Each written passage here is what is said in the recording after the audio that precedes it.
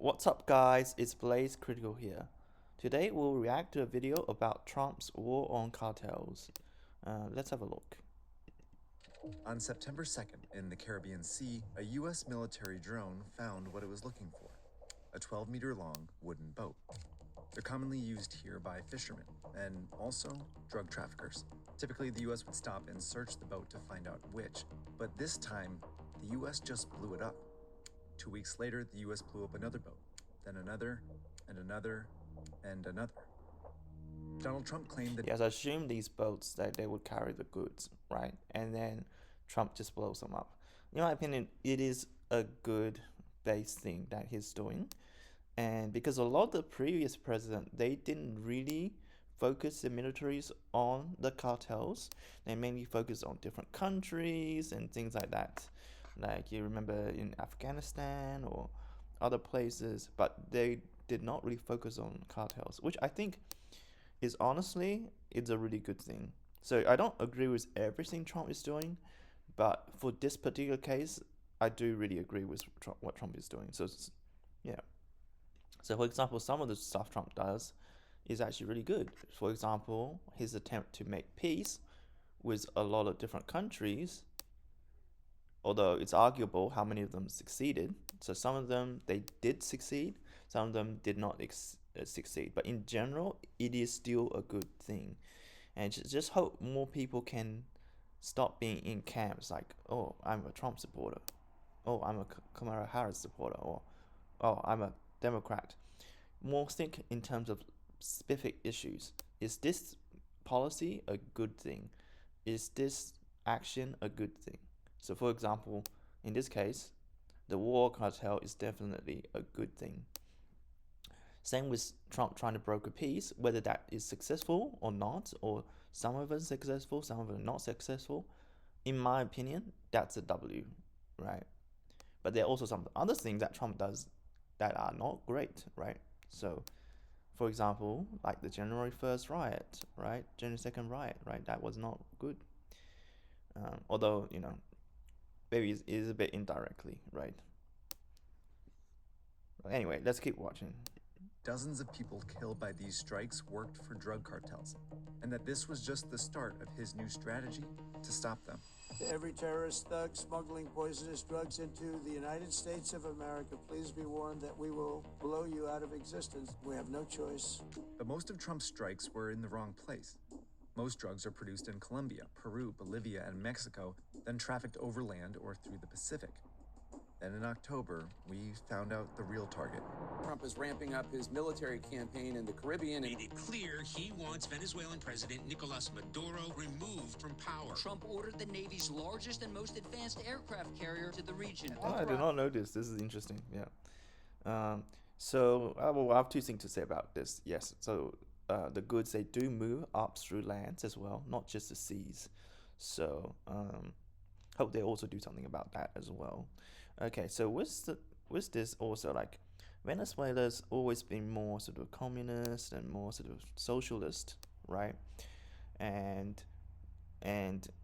US has always been rival to that. Even back then, back in the Cold Wars, there's always been really tension because geographically, Venezuela is like so close to the US, right? And also the other factor is that they used to have like a lot of natural resources, a lot of oil, but because of corruption and things like that, they've never really been able to become like a strong country in Venezuela.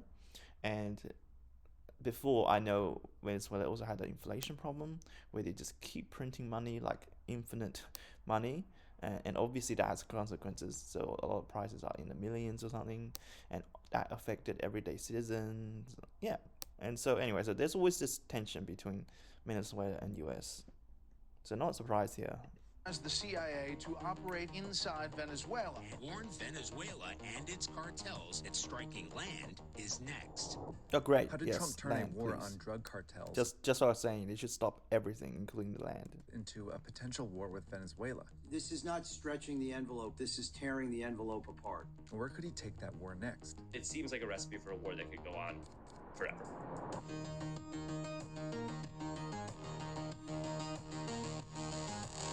Yeah, this is the unfortunate thing, right? because when you heard the saying like when there's a will, there's a way. So even though I'm like 100% against, just disclaimer, I'm against drugs, against these goods, right? However, like there's some people that needs it, or and so therefore there's always a way, or like the cartels, they make money, right? It is a business. So because they make money, they will find a way to do it. Just like, for example, like private piracy. For example, if you watch movies, right? Some people can't afford to pay Netflix subscriptions, or they're rising prices, right? And they would go on pirate websites, right? Especially for animes. Actually, a lot of animes back in the day, they're all free, and you can go on pirate website to watch them. Now, or back in the prohibition era, when alcohol was banned, right? They always found a way to smuggle alcohol, even though it became illegal. So that's why he was saying, "Oh, this could be a war forever." But just because something that might go on forever doesn't mean it's a war that's not worth fighting. And in my opinion, what Trump is doing, it is good, is to show these thugs, show these cartels, this is not okay. And if they even if they can clamp down like 90% of it, it's a win, right? Or show them the consequences. If you transfer goods, we will go harsh on you and your people, your cartels. Then that sort of disincentivizes the cartels, because cartels are still people. They still care about their lives, right? So if they see, oh, we're getting bombed, we're getting restricted, and the world's most powerful military is coming down on us, they will definitely decrease their activity.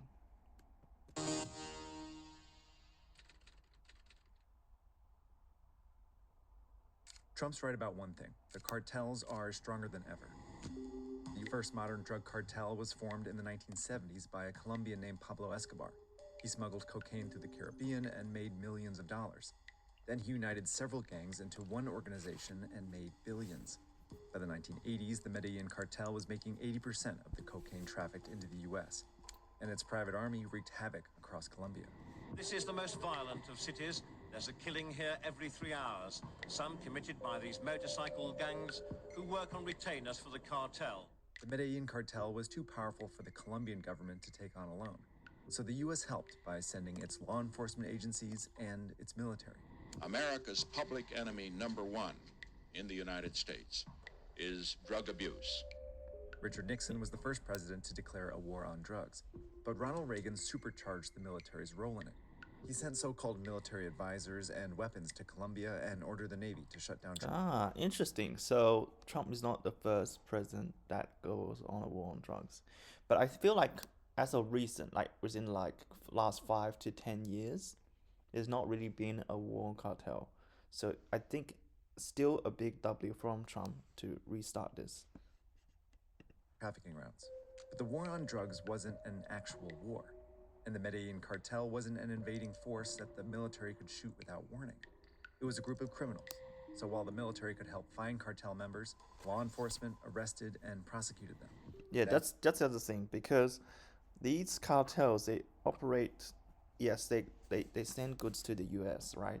But they're based in other countries. They hide in other countries, and therefore on foreign soil.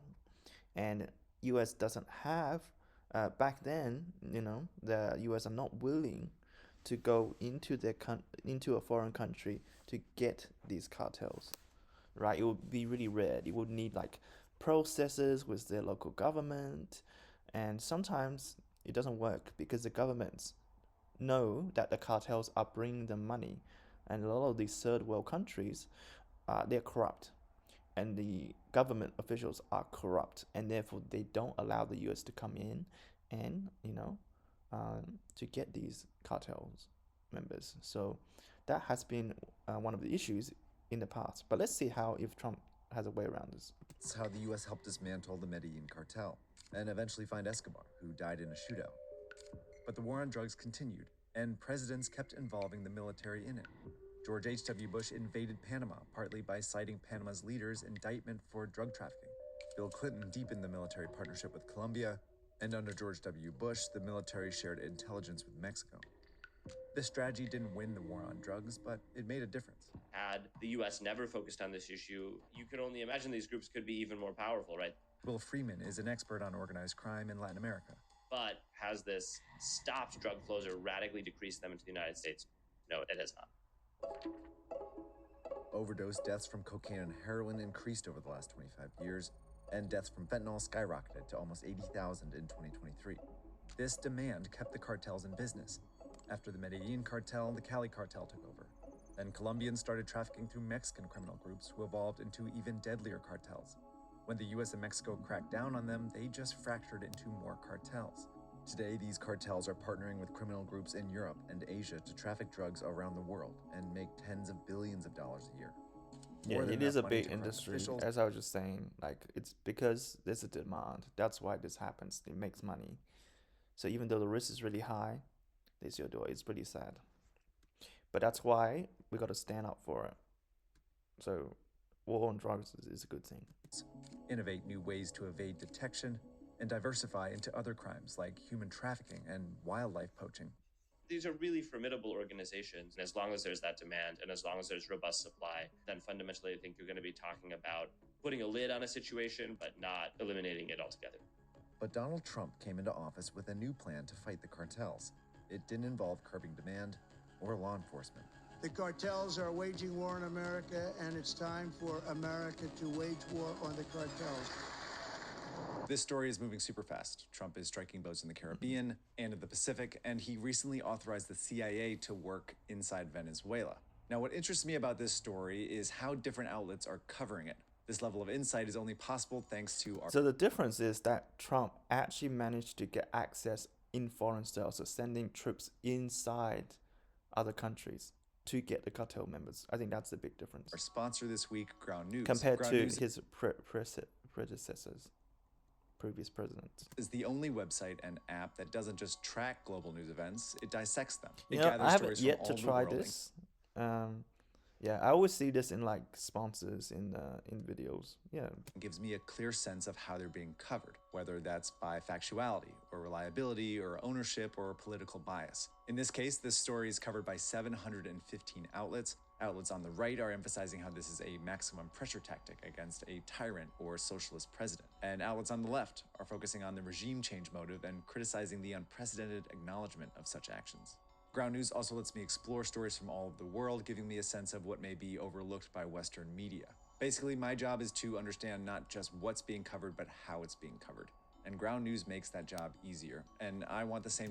I think this is actually a really good concept, I think, because all the posts, all the different outlets, they cover it differently on a different angle based on their own biases and who owns them, who has a financial stake, or whichever government has a say, right? They do affect the articles themselves. Transparency for my viewers. So right now, which is always good to read from different sides. We've partnered with Ground News to offer you 40% off their Advantage plan. Think critically and come up with your own view. That's what I use every day. You can go to ground.news/search party or scan the QR code for that. Ground News and I share the same mission. That's to make the news more understandable and transparent for everybody. So thanks again to Ground News for their support. Now I'll take you back to the story. Trump began by focusing on 8 criminal groups, mostly cartels in Mexico, plus Tren de Aragua, a gang started in a Venezuelan prison, and Cartel de los Soles, a criminal network in the Venezuelan military. Trump designated them as either foreign terrorist organizations or specially designated global terrorist groups, labels the U.S. used before. They are now officially in the same category as ISIS, and that's not good for them.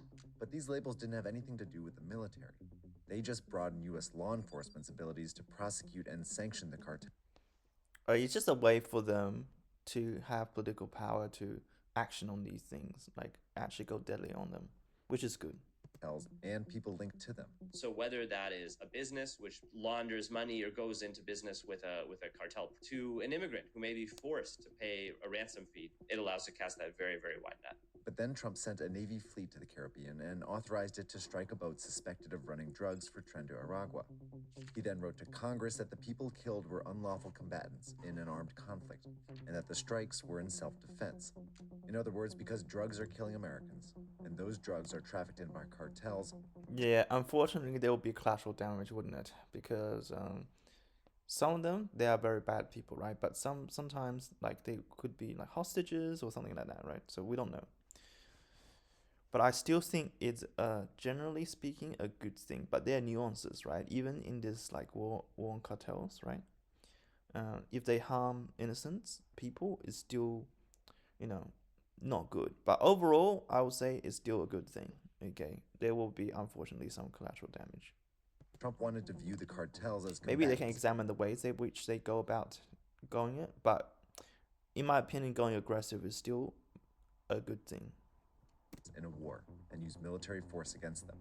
Trump wanted to turn the war on drugs into an actual legal war. But could he do that?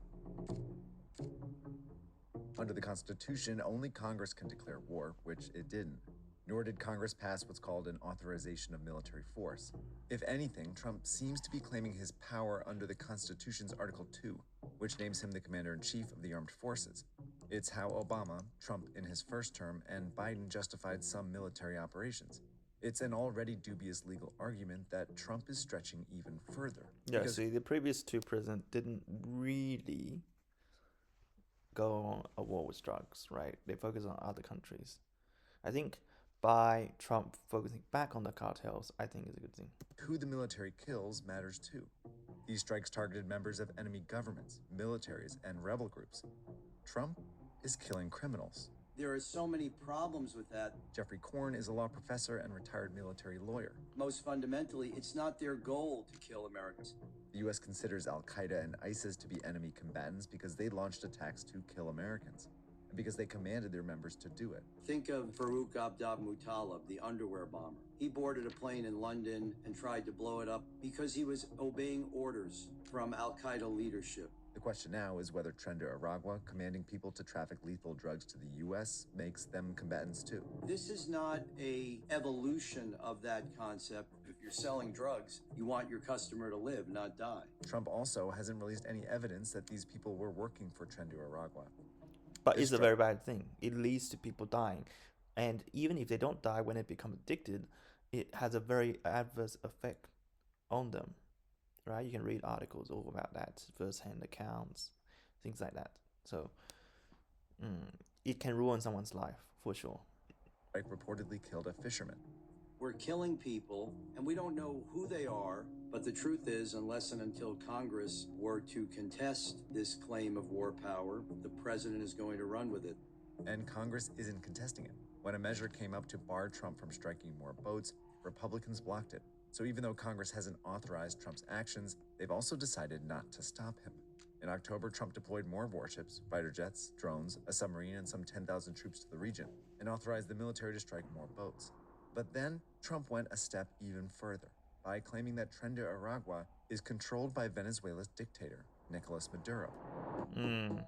This is where it kind of gets a little bit muddy in the waters, because is he trying to assert power over Venezuela and trying to have this socialist country turn more capitalist by doing a coup or something, or just like throwing shades? A lot of times they just talk and they say, "Oh, it's linked," but they're actually not linked. But we don't know. So is he overstepping here? Maybe, but also at the same time, if it means getting the cartels, I think I'm for it. Spy agencies assess that while Maduro may tolerate the gang, he does not control it. But by linking him to Tren de Aragua, Trump is claiming the power to use military force in Venezuela. When a country is unable or unwilling to prevent its territory from being used by non-state enemies, then we assert the right to act. That's how we went into Pakistan to kill Osama bin Laden. That could very quickly escalate into a conflict with Venezuela. But why would Trump want to do that? They're enemies anyway already, because Venezuela has always had a big standing issue with US. The difference is, like, it's not a big country. Like Venezuela doesn't have much military power. So US, if they do that, is not gonna escalate into like a global conflict. So I'm more okay with that. I feel like if it's more for the drugs, because it's not like if US goes war with to Russia or with China, I am 100% opposed to that because that can escalate really quickly. It could cause nuclear Armageddon or mutual destruction, or just even if it doesn't, it's just going to be a huge conflict. And because China produces all these things, US has all these services, and if they ever go to war, everybody in the world is so uh, it will suffer like a terrible fate for the whole world because it will affect everything from like daily lives, the price hiking and stuff like that. So I'm definitely not for war in general, but against cartels, against like smaller countries that has corrupt government that foster that, I'm more okay with it. Expertos en misiles a asaltar barcos atuneros. Estaban buscando un incidente militar. Venezuela has suffered under Maduro. Right after he took power, the country's economy fell apart. Crime increased and millions fled every year, but Maduro remains in power. He survives by stealing elections and corrupting the military and elites for their loyalty. All reasons why Trump may want Maduro gone, but not the only reasons. Trump also blames Maduro for the thousands of Venezuelan migrants in the U.S. and may be pressuring Maduro into letting him send some back. Many suggest that Trump may also want access to Venezuela's huge reserves of oil. But when Maduro offered the U.S. a dominant stake in Venezuela's oil to avoid conflict, Trump refused it, which could mean Trump has a more personal reason to remove Maduro. In 2019, Trump backed a coup in Venezuela that failed. It was embarrassing for him in the end. Not only was Maduro not ousted from power in the end, the generals. Oh, I did not know this happened. Yeah. Administration rallied behind him. I think Trump wants to. Actually, I think I've seen a video before how like Venezuela presidents are very famous for like avoiding like hundreds of assassination attempt by the CIA and how and coup changes and never worked. That was kind of like a funny video I watched. So if Trump can do some change there, that would be actually historic. Win this one. Trump may also be listening to the people around him, especially the Secretary of State, Marco Rubio. Rubio, for instance, for him, Venezuela, Nicaragua, and Cuba, the three remaining autocracies in Latin America, if he can oust Maduro, I think he believes that Cuba will fall next. Trump is sending an aircraft carrier to the region, and reports say he might order missile strikes in the coming weeks. But anything short of a land invasion isn't likely to topple Maduro. This is a regime that fully controls its own military at the highest levels, has very sophisticated systems of espionage and control within that military, and I don't see him being willing to sacrifice U.S. lives, especially as a president who campaigned on an end to forever wars.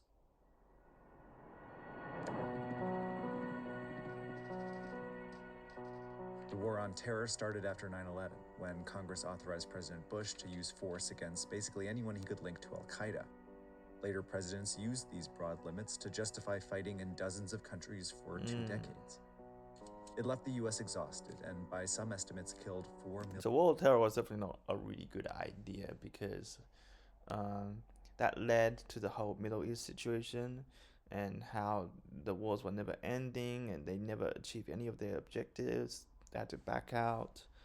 If you remember, they fled Afghanistan after so long and still controlled by the Taliban. There's just so many things that were wrong. That initially was a noble goal, but then it just like it's not a good thing.